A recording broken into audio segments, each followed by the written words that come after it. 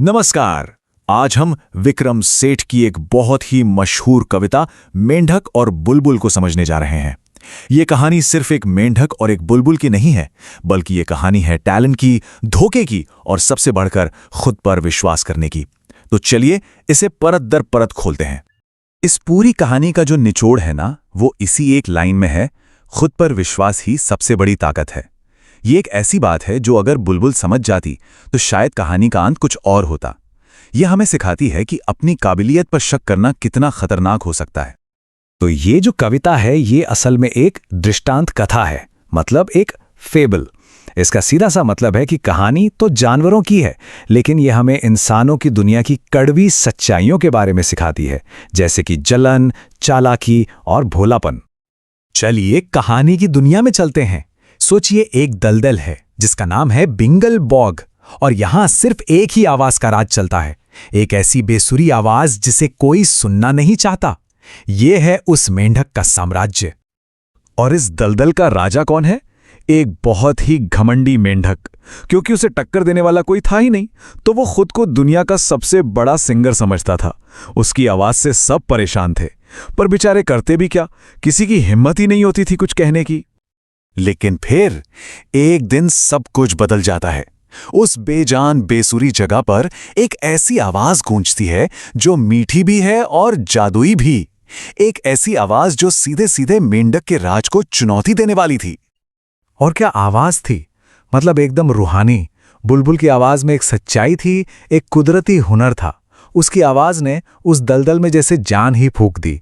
वहां के जानवरों ने पहली बार महसूस किया कि असली संगीत होता क्या है। तो देखिए दोनों में कितना बड़ा फर्क है। एक तरफ है बुलबुल, भोली, सच्ची और टैलेंट से भरी हुई, और दूसरी तरफ है मेंढक, चालाक, घमंडी और जिसके पास टैलेंट के नाम पर कुछ भी नहीं है। और बस यहीं से कहानी का असली ड्रामा शुरू होता है। अब मेंढक को तो अपनी कुर्सी हिलती हुई नजर आने लगी। उसे जलन होने लगी। वो बुलबुल की शोहरत को बिल्कुल बर्दाश्त नहीं कर पा रहा था, और उसने उसे अपने रास्ते से हटाने के लिए एक बहुत ही शातिर जाल बुनना शुरू कर दिया। तो वो क्या करता है, वो जाता है बुलबुल के पास और उसकी झूठी तारीफों के पुल बांध देता है। वो उसे यकीन दिलाता है कि अगर तुम मेरी गाइडेंस में गाओगी तो तुम बहुत बड़ी स्टार बन जाओगी। और बेचारी भोली बुलबुल वो उसकी बातों में आ गई। और यहीं से मेंढक का असली खेल शुरू होता है। उसने ट्रेनिंग के नाम पर बुलबुल को तोड़ना शुरू कर दिया। उसे घंटों प्रैक्टिस करवाता, उसकी नेचुरल आवाज को बदलने की कोशिश करता, उसकी सारी कमाई खुद रख लेता और हर बात पर उसकी बुराई करता, ताकि उसका कॉन्फिडेंस पूरी तरह से खत्म हो जाए। अब जाहिर है जब कोई किसी को इस तरह से तोड़ेगा तो नतीजा तो बहुत बुरा ही होगा। मेंढक के इस जुल्म का बुलबुल पर भयानक असर पड़ने लगा, और कहानी एक बहुत ही दुखद मोड़ पर आ जाती है। धीरे धीरे बुलबुल की आवाज का वो जादू खत्म होने लगा। अब उसके गानों में वो दिल वाली बात नहीं रही। वो बस एक मशीन की तरह गा रही थी, बिना किसी एहसास के। उसकी कला, उसकी आत्मा, सब कुछ मर रहा था।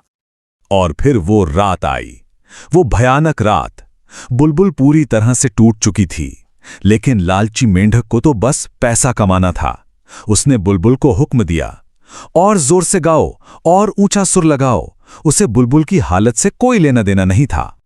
अपने असली हुनर पर भरोसा करने के बजाय उसने एक झूठे गुरु की बात मानी, और नतीजा, अपनी ही प्रतिभा का बोझ उसे इतना भारी पड़ा कि उसकी एक नस फट गई और वो मर गई। और मेंढक, उसे कोई फर्क पड़ा? बिल्कुल नहीं। उसे जरा भी अफसोस नहीं हुआ। उसने बड़ी ही बेशर्मी से कहा, कमजोर थी, उसकी टेक्निक खराब थी, मैं क्या कर सकता हूं। और फिर से वो अपनी बेसुरी आवाज में गाने लगा जैसे कुछ हुआ ही ना हो। तो ये तो थी कहानी, लेकिन इस कहानी से हमें सीखना क्या है, ये सबसे जरूरी सवाल है। चलिए देखते हैं। सबसे पहली और सबसे बड़ी बात, अपनी काबिलियत पर भरोसा रखना सीखें। बुलबुल के साथ जो हुआ वो इसीलिए हुआ क्योंकि उसने अपने हुनर पर शक किया और एक चालाक इंसान की बातों में आ गई। हमेशा याद रखिए, हर आलोचना सही नहीं होती, खासकर वो जो जलन की वजह से की गई हो।